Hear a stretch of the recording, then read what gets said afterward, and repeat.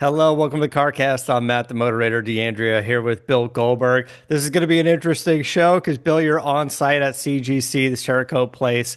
You're getting some stuff done over there. So we're going to do the podcast, and as we're shooting this Zoom video, we're going to put that up on YouTube as well, so you can kind of see what's going on in the background. And we'll grab one of the guys over there to talk about this process and what's happening. So, Here he is right here. there he is, right there. As you guys are getting situated in your big and little chairs over there, so here you guys are. You're at CGC, and who are we got with us here? What's your We name? got Clint. Clint's the owner of Clint. My name's Clint. His name's Okay, Clint. Yes, sir. Clint, you're the owner of and we're- CGC. Yes, sir.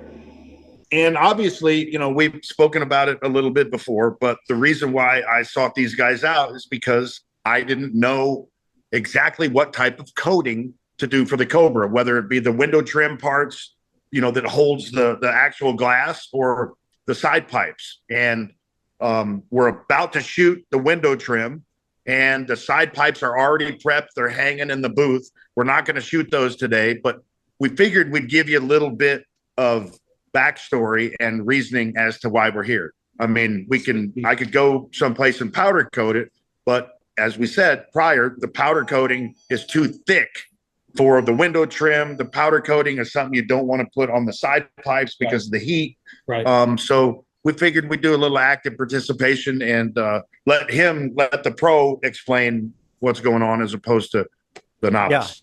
Yeah. So there's obviously different series of Cerakote, right? But all of them are applied really thin. For the firearm side of things, we don't really use the high temp. We do on high temp needed parts like barrels for machine guns, suppressors, stuff like that. But for pistols and stuff like that, you don't typically need high temp. And high temp meaning like plus 600 degrees. Okay. If your pistol's 600 degrees, you're not going to be able to hold on to it. Yeah. So, yeah. Anyway, but the can's going to be 600 degrees because I've unfortunately grabbed one of those before. Well, not grabbed it, but touched it. And it's just like a side pipe. So that's when I thought that it was an option, reached out to Clint, and they were nice enough to jump on board and number one, get the parts done, but number two, jump on board and help us kind of explain as to why it's a favorable process compared to the other stuff out there. So, Clint, explain to us what Cerakote is and how it differs from a powder coat or anodizing, which is also a thin coating, right? So, absolutely. So Cerakote is it's a polymer and ceramic based liquid coating. It's applied like painting a car, basically. That's the best way to describe it. Powder coat, it's a powder, and it goes on a lot thicker, as you're aware. And anodizing is more of a chemical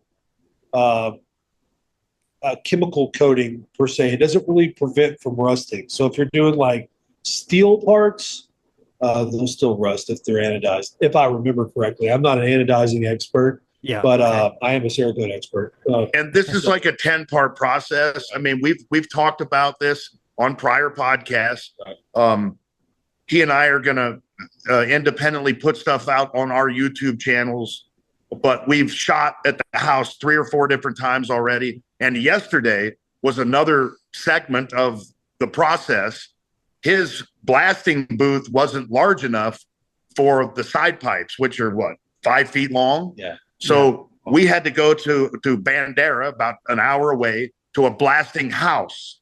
And we've got video of me getting in the suit, arming up, it was pretty cool, man. I got to say, and, I'll admit it, I've got ADD really bad. And so to be able to sit there and see, to be able to clean all of the crap that I've accumulated on these parts throughout the years, whether it's maybe a scratch here and there, or rust. It's nice to be able to just exit out, right? And to erase it. And it's cool to have a full blast room. Excuse me, man, I got a lot of gas going on here. I know. I'm eating it. I know. But it was really cool to be able to go into a room and literally do a chassis, do a freaking barbecue grill, do all kind of stuff that you're really limited on size wise from a blasting cabinet. So it's like a 10-part series.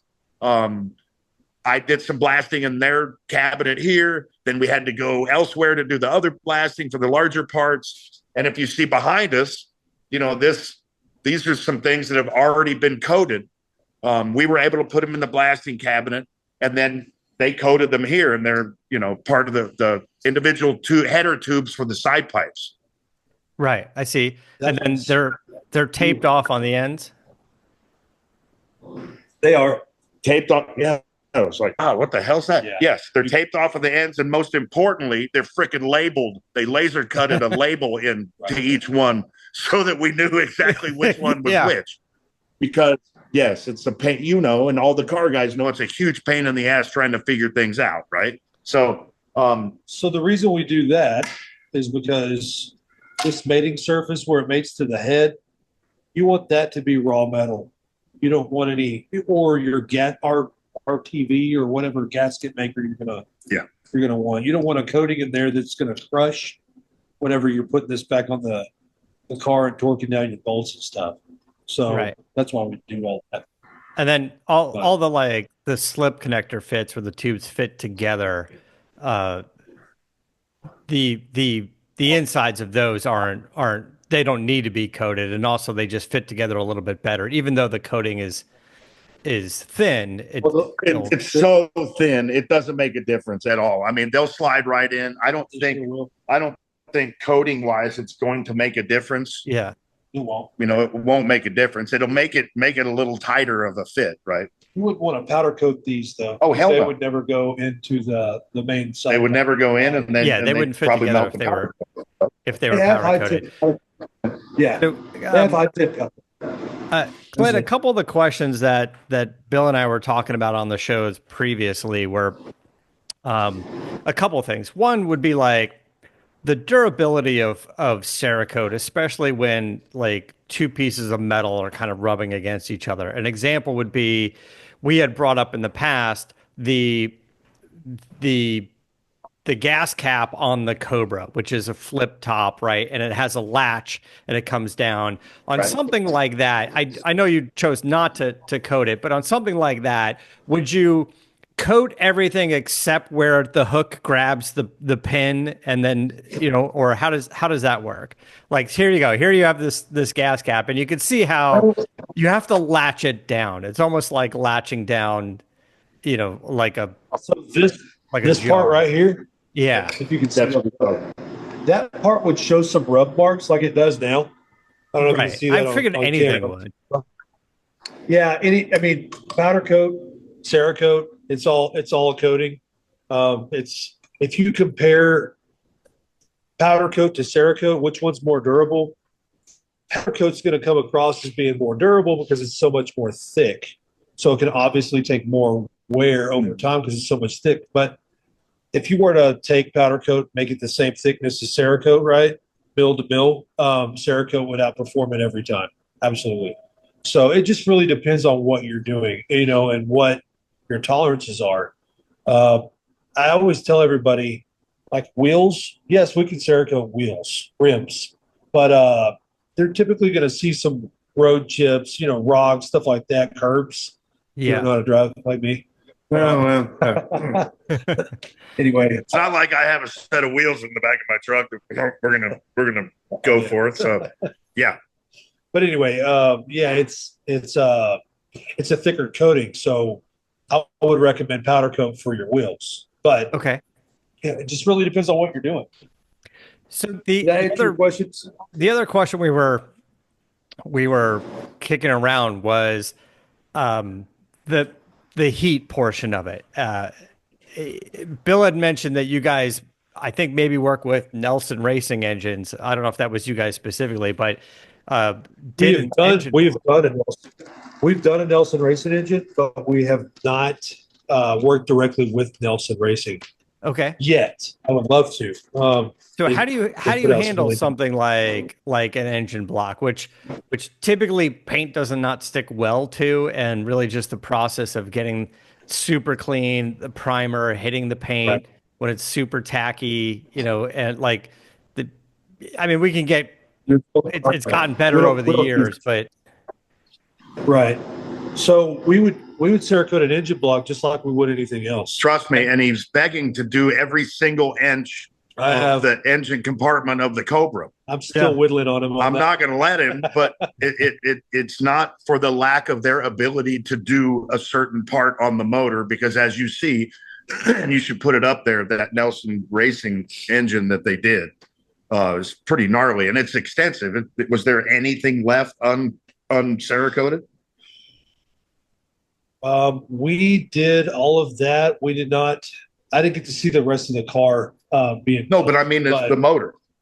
We did pretty much everything on the motor: the turbos, the intake manifold, See, that'll tell you about heat resistance right there. the heads, valve covers, block, the whole bit. and it's So we'll going to put the hold block up on the turbos and everything, because half the turbo you don't do. I've done the hot side of the turbos, the hot side, not the. I've done the cold side also, but the Yeah. hot side is what nothing ever sticks to Yeah, right. until this came. And we back everything with a lifetime warranty. So if something doesn't work out, send it back. We'll redo it.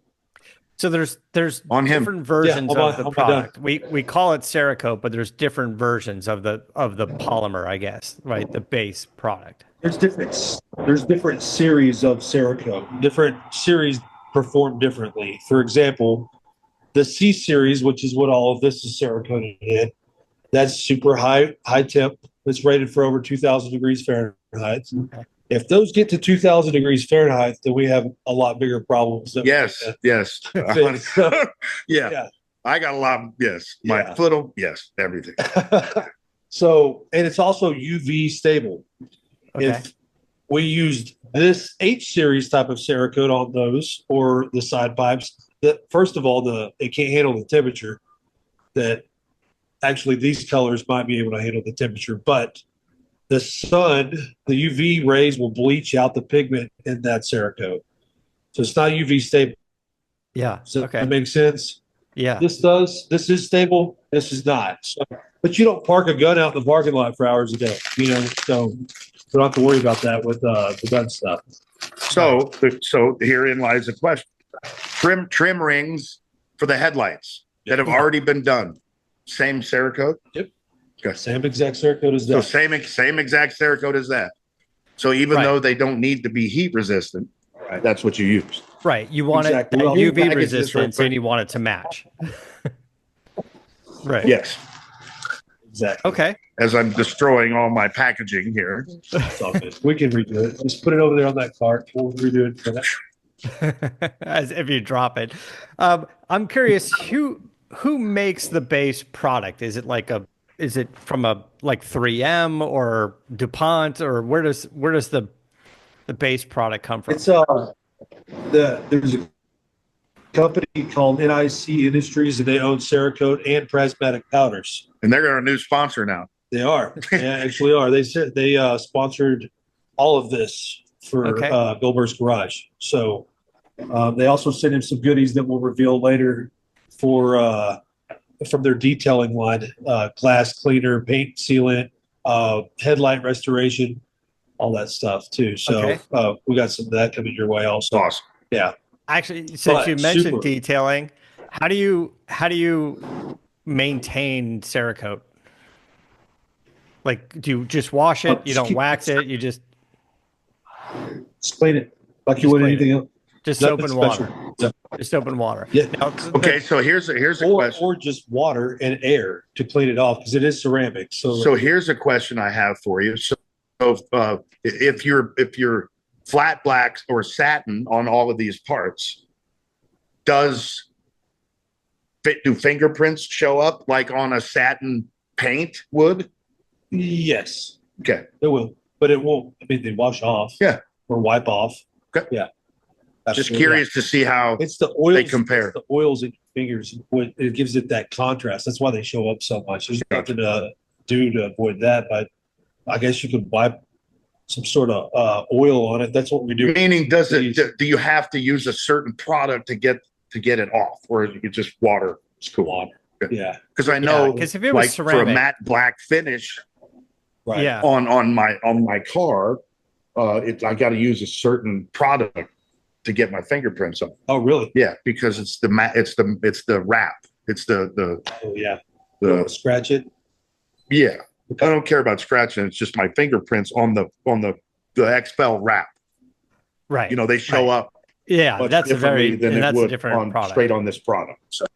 So now, what we've seen there, what you guys have here, you've been going with like a flat black on a lot of these parts, and some of the rifle pieces and stuff, but there's gloss versions. There's like high gloss, like paint type versions, or has everything got kind of a satin finish? We have a few ways of achieving gloss levels. First of all, they have a matte and a gloss clear coat. Okay. Not for high temp use though. That's for more on the gun side of the H series side of things. As far as our high temp series, C series coatings, they're all pretty much flat, and there's not a way to achieve any kind of gloss level. There's no hardener mixtures, anything like that. H series requires a hardened, they call it a catalyst. We can mix that catalyst at certain different ratios to achieve different gloss levels. We can't do that with this high temp stuff. It comes in a bottle. We pour it in a paint gun and get after it. And when we're done with it, we can actually pour it back in a bottle, which is nice. We can't do that with an H series because we got to add the catalyst to it. So once we mix extra, it's wasted. It goes in the trash. Right, so, but if you were doing door handles or the trim rings on gauges and you wanted it a gloss red, could you have that?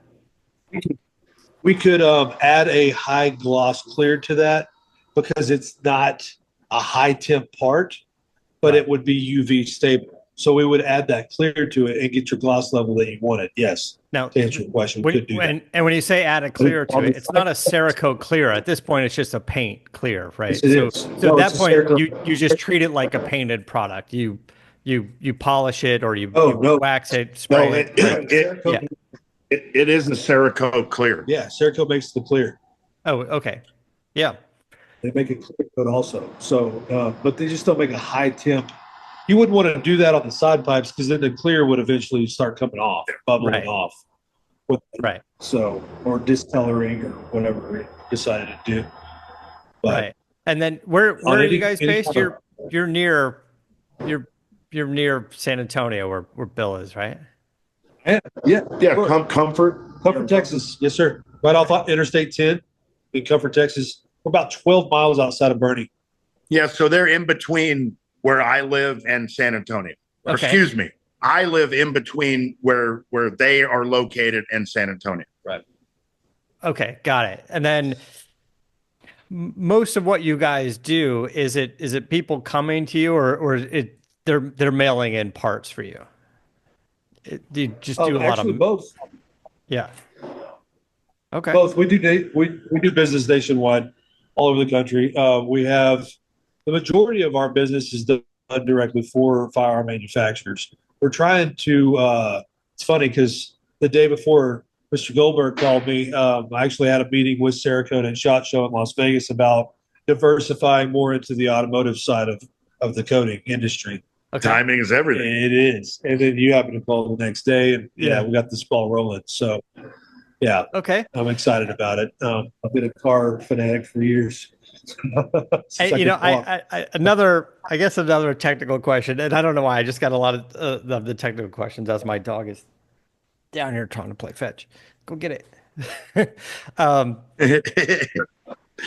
Oftentimes when you're getting stuff coated or painted, they would whoever's applying it would say, bring all your parts in so we do it all at once because we can't guarantee it's going to match later. Is that the case with Cerakote as well?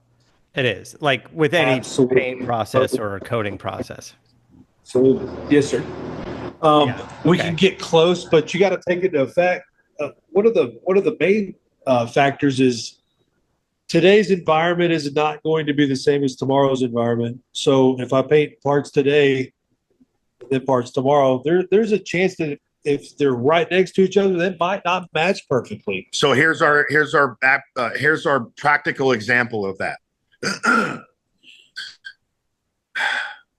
I was going to be here at a certain time this morning, but we didn't actually need. I know this is a stretch, and it's new information for people out there, but you don't really actually need to shoot everything on camera, right? Right. So they shot all of it. They shot all of these prior to me getting here this morning.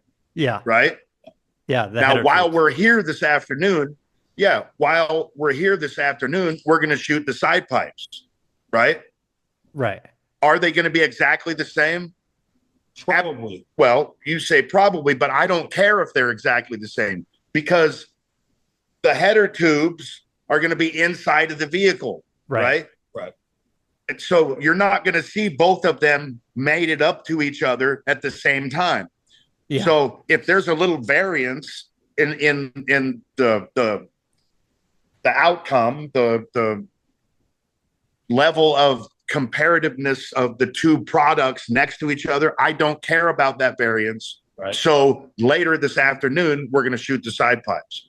The likeliness of them being identical is pretty good, but I don't want to take any chances of having to redo a project because somebody didn't bring in all their parts or whatever at the same time. Yeah, so we didn't want to shoot. I didn't want to have him, or he didn't want to shoot one side pipe this morning and then shoot one this afternoon. Right. Yeah. Right. So we shot all the stuff that you're not going to see going into the side pipes, and then we're going to shoot the side pipes this afternoon. Even then, you can't see both side pipes at the same time because they're on different sides of the car. You know, it would be like if you open the hood and you have, let's say, a cast intake manifold with an intake tube, then you want to shoot those together if you want them to match because they're basically attaching to each other with, whatever, a rubber silicone coupler or something. So, you kind of want that to match. Like if you're opening the hood and you've got your supercharger, you want to do the supercharger or the turbos, like you mentioned, and you want it to match the intake tubing and the intercooler tubing and the intake manifold. You want to shoot it all at the same time because it's right there in front of you. But you're right. Even if small variants between the side pipes, you wouldn't even really notice. And like you're saying, the header tubes going into the side pipe, wouldn't notice. And honestly, the flat black is kind of the most forgiving when it comes to that. It seems like it's pretty easy to get them close enough. If you were doing, a bronze or a metallic or something like that, it's a little tougher. There's little techniques, tricks of the trade where we can get things. Say we're doing a production run of, say I was doing like 2,000 of these. Well, we would coat them.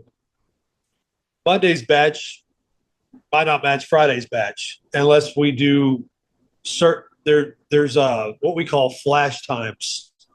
So we'll coat it, and then before it goes in the oven, we let it sit out for a certain amount of time. That way, certain solvents have time to what word am I looking for? I don't know. I have no idea. This is your field. Fumigate off of it, I guess. I don't know what word I'm looking for, but anyway, and then we'll put them in the oven. These don't require any oven, but production runs typically are on gun parts, which require curing in the oven, if that makes sense. But yeah. Right. So, okay. So not all of it requires curing in the oven. No, these do not. Which is kind of backwards, Typically, high temp coatings need to be cured in an oven. Our high temp Cerakote is air cured, and our less high temp coating requires oven cure. So, wow, that's kind of ass back. It is ass backwards, but it's kind of neat because we could do barbecue pits, and we don't like to do that, but I've done it. To the right size, I'll do it. But if it's too big, I can't do it. Well, so I'm not going to touch that with a 10-foot. Thank you. So that actually makes it interesting because some of the limitation with powder coating is how big your oven is, basically. Not a lot of coat places can do a full chassis because they can't get the chassis in the oven, Well, to do a full length frame. unless they're the place that we went to yesterday, Right. because they could do a freaking entire car in there at the same time. Outdoor furniture, they could do. I mean, the freaking place was huge. It was as big as the oven was as big as the blasting room, and you'll see the blasting room on Goldberg's Garage YouTube channel, right? It was bitching. It was so much fun. I felt like I was walking on the freaking moon in the suit that they put me in. I had to give it a try too. I'd never operated a sandblaster that big, so yeah, it's like holding on to a giant fire hose. Sand's coming out. But the oven was awesome. I mean, like I say, it was the same size as the blasting room. It's 8 foot by 20 foot. It's huge. Yeah, 8 foot by 20 foot oven. What can you not put in? You could put a freaking boat in there. It's interesting you said that. I want to say when I spoke to a while back with Jonathan Ward from Icon, his Icon Broncos and stuff. I think what he does on those is certainly you can get any creative paint you want, but when he takes the chassis and the body in, he does all the underside and the inside and behind the interior panels. He takes the raw body and powder coats it all, and then the outside facing panels get the paint on it, or maybe it's on the powder coat. Really? Yeah, he does all things powder coated. That way you don't have to worry about an e-coat or do a primer or an anti-rust or whatever. He's like, just powder coat the whole thing. It's going to be durable. Hell yeah. And now that there's ovens large enough, you can do that. But that's kind of interesting. So, okay, so I want to get into more of what you guys are doing, what you guys got on the docket. Let's just take a quick break. We'll be right back.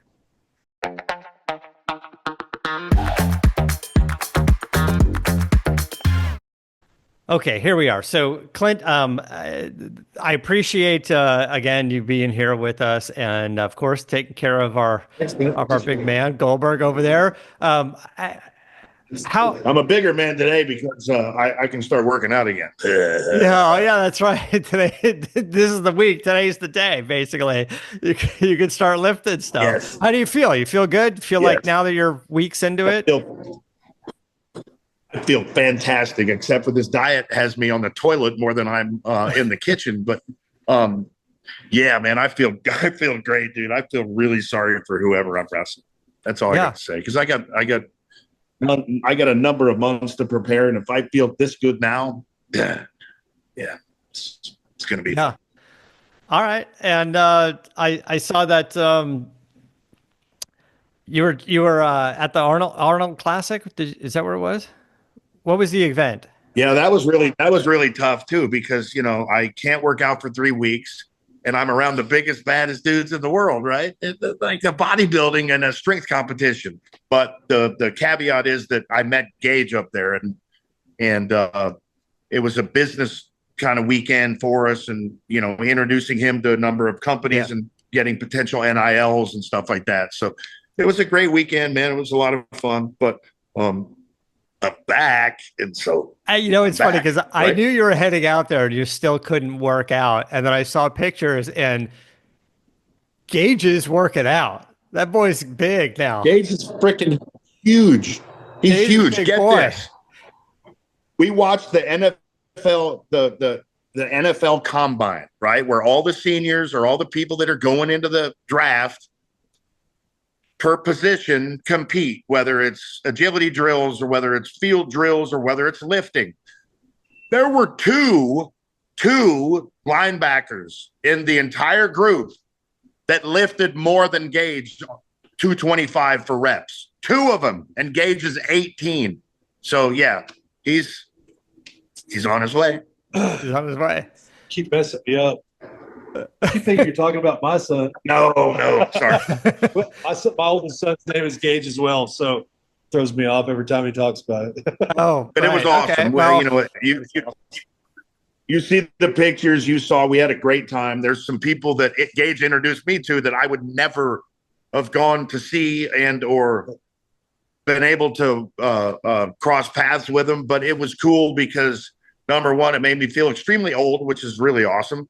But number two, I got to meet some different people, man, and he actually got me at the front of the line as opposed to it being the other way around. So as a dad, man, it made my son feel pretty special. So it was really cool. It was a great weekend. We had a lot of fun. That's good. I'm glad you guys did. Like I said, I saw some of the pictures you guys posted, and because we just saw Gage, last year in January, and I mean between now and then, just since he's gone to Colorado and really just focused between the gym and however many tomahawks he's got to eat, he's getting it done. He's over 230 now, man. The kid's freaking huge. And he's going to do nothing but grow more. So I'm extremely proud of him. And remind him he's got to go to class too.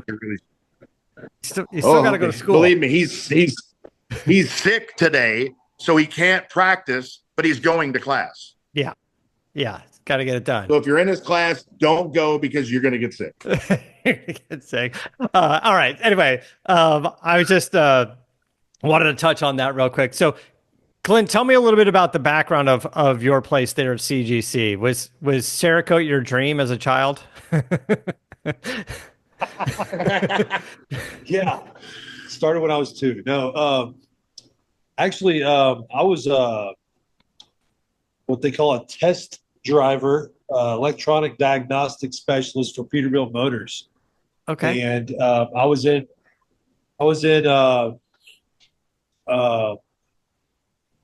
my little brother sold a piece of property for me because he's a realtor, and I built him an AR just for fun. And he didn't want a standard black AR, so I ordered this stuff called Cerakote, and a bottle came in, and apparently I needed a sandblaster, and some paint guns, and a compressor, a lot more than just a bottle of Cerakote. Yeah. So my wife yelled at me and told me I was crazy for investing money in those tools. I'd never use them again. Well, here we are. And then he turned it into a business. Is that really how it started? You were building a gun for your brother, and then that's it. It just turned into last weekend. Grab me that gun. Yeah. I was telling my wife to grab me that gun. My brother actually gave it back to me last weekend. The first gun that I ever Cerakoted. The number one. Yeah, we haven't put it in the shadow box yet, but they went to go grab it. I'm going to show you. It's just they make guns that old. Yeah. Yeah. Okay. It's only 9 years old, man. I've been doing this for 9 years, but yeah, that's the one. All right. Uno. Yeah, look at that. And man, I missed a lot of spots on it. I was gonna say, how did it hold up after 9 years? Man, I did some. Oh, it held up great, but there's just like the inside of this rail right here. I completely missed it, and I would have never known that if he brought it back, and I was like, man, I did suck. It's pretty cool. Way. That's pretty cool. Put it in the shadow box, and that's what started the whole thing. I see there's a trolling motor up there. There's all kind of stuff. So what's the goofiest thing you've ever Cerakoted other than this dog bowl over here, which you can appreciate? The goofiest thing that I've ever Cerakoted. What's the strangest thing you've ever Cerakoted? Like someone's grill or something? Or I mean, like what? No, I've never done it. Come on, man. At least make something up. It's television. All right. Let me think. We did a bunch of prosthetic. I did a prosthetic. There we go. Yeah, I did. We actually did one of the Purple Heart recipients, the Purple Heart Project. Nice. Yeah. We did it. We decked out his leg in a topographical, multicolored topo camo is what we called it. Was it heat resistant? No. I'm going sideways on this. Yeah, I don't think it needs to be. I'm just saying, man. Well, if you fart a lot, then I mean it has to be heat resistant. Like it was, whatever. But it's their way of getting a tattoo, essentially. Yeah, it's pretty neat. We've actually had a few other guys contact me about doing their prosthetic. And actually, that's how we met. Right? I work with the Purple Heart Foundation, as you know, and he is coding a number of guns or a gun that's going up for auction. It's their main live auction item at the gala. Yeah, the main live auction item at the Purple Heart Gala that'll be in November, October, or November. It'll be online, so everybody who's listening, if you're a gun person, you can bid on it. Maybe you do that across state lines or something. You're in a yeah. There's a way to do it. yeah. So, but that's how we met, and I reached out to him, and I'm like, hey, what do I do about a freaking side pipe? And then boom, one thing led to another, and now we're best of friends. All right. Yeah, that's good. Just got to tone that thing. Yeah, I got to tone the gas down. The gas chamber, that's a gas chamber gun, isn't it? Yep. It's a gas powered gun. Yep. Gas. Well, so is this chair. Brought to you by Viper Chair. Yeah. See? Even gun places have some cool Viper Oh yeah, chairs. I've got one as well. I've got one as well. I have one of those. All right, guys. Well, I appreciate it. Sounds like you've still got more work ahead of you. Is there anything there you want to show us before we wrap things up? Yes. Yeah. Are you ready to coat some of the window trim real quick? Are they ready? I believe so. Okay. Yeah, how about watching us coat the window trim real quick? Okay. Yeah, let's take a look at it. Give me a lane over there if you don't mind. So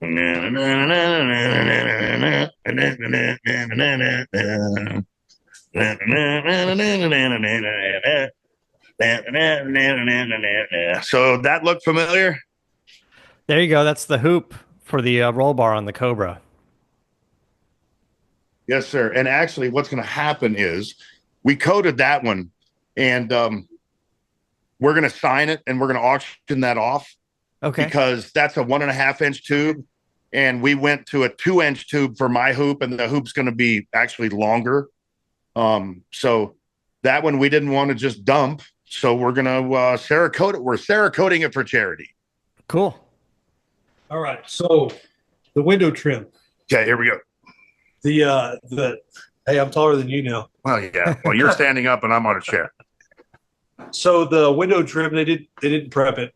Oh, they didn't prep it. We're late to the game. Yeah, they went to lunch and they didn't get prepped before lunch. So Okay, it's all good. Eating is much more important than doing my stuff, right? But we can get footage of that later and send it to you. Yeah, we could do that. There's I Goldberg's garage. I didn't know the crew is there, so I guess we'll part 2 of this will be up on Goldberg's garage. Yeah. That's anyway, a nice lead in, isn't it? Yeah, there you go. Hey, speaking of which, we do this podcast on Wednesday, and you make them live on YouTube in the morning of Thursday, correct? Yes.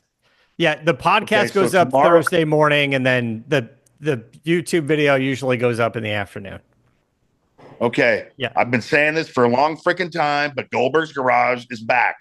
Tomorrow, let's do noon Central, 1:00 Eastern time. We will be putting out Goldberg's Garage's version of the sleigh from Dodge, the Dodge 797 horsepower sleigh that I acquired 2 days before Christmas, and I used for the Dodge commercial, the series of Dodge commercials with the first Jewish Santa Claus in the history of Dodge. It'll be up tomorrow. So okay, Thursday tomorrow as they're listening to this, 12 or o'clock Central Time. So Friday or Thursday? No, Thursday. Thursday. So it'll be today. So later on today at 12 p.m. Central Time, check out Goldberg's Garage, latest version, the 797 horsepower Dodge sleigh. Awesome. All right. All right, guys. I appreciate that. I'm going to let you guys get to it. And have some fun over there. I can't wait to see the final product. Until next time, keep the air in the spare and the bag in the wheel.